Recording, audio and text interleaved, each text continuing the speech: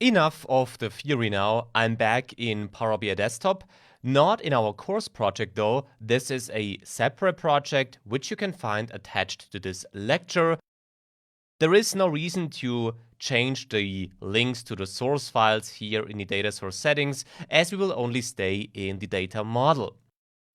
Now, in this project, you can find, well, two tables basically. Let's go to the data view for that. So we have a revenue and a units sold table. By the way, in case nothing is displayed right here, make sure to select the table and then a corresponding column. Then the data should be loaded. But the thing here is that we are not directly working on these two tables in this lecture. Here, I want to get started or dive deeper into DAX by creating such a calendar function we just talked about on the theory slide. And here, inside the parentheses of the date function, we have to add our starting date now. Now, as you see, I don't get this information pop-up telling me what information should be added to this function. If you just type a comma here, you get back this pop-up. And as you see, this function basically holds three so-called arguments, always separated by the comma, so year, month, and day. This means we can get started with the year, let's maybe say 2020 here. Now, after the comma, and as you see, I always jump to the next argument here before and after the comma. And after a comma, I'll say this should be January. Now I'll add another comma, and now I'll define 01, so for the 1st of January basically. So this is our starting date, so our first date function, which is the first argument in the calendar function.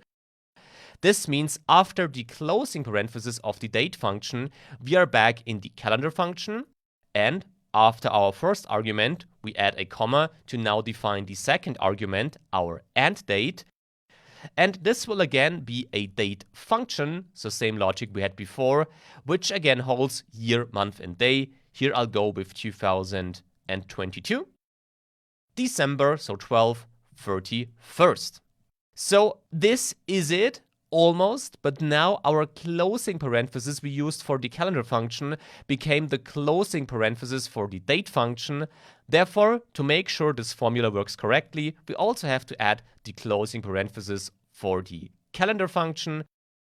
And now, with either hitting enter or with pressing this hook again, this formula, this expression is executed, and we created this new table, which now holds, as we can see it here and over there, one column named date, with the different dates starting from the 1st January 2020 up to, if we scroll down all our rows, to the 31st of January 2022, 1096 rows in total.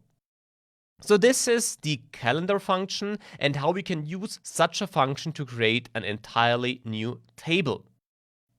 Now, as we are already in this new table, we can now also explore some of the options that we have inside this newly created table, specifically inside this column.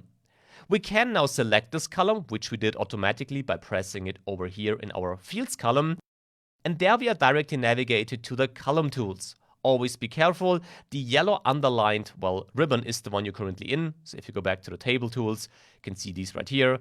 Here we are back in the column tools, so this makes it easier to not get lost. In this column tools ribbon now, we can give this column a different name, but I think date is a quite fitting one. We automatically have the correct format, date, time applied, so this is also all right. What I don't like here at the moment though is the way our data is formatted. Here we can see that we have the date, which is fine, but the hour here doesn't help us too much. Therefore, in this format menu here, we can change our formats of this date that we created in this corresponding column. We have some common formats up here. We have date-related formats here in the second area. And down here, we also have date and time formats. So date and time combinations, basically. Lots of these. And finally, we only have time formats here at the bottom. I think a good thing to get started and to get additional information from this date column is to go with some of the common formats here, and there maybe with this format here, so we have the day and then the date as long date. So let's select this one. And therefore you can now see that the format was changed. And also an important thing here in the data model, in contrast to the query editor where we had this applied steps column, undoing the steps cannot be done like this. You can undo certain steps with this option up here. For things like changing the format, this is not possible though, so make sure to save your project from time to time to not get lost in all the changes you might apply right now. So now we have this date column, but actually I told you on the theory slide that date, time, or date, so these data types are special data types that help us to extract specific information from these columns. And this can actually be done. We also saw this in the query editor earlier, but here we don't have any default option. Here, any additional step that we want to perform must be done via DAX. Here, I don't want to have a new table though.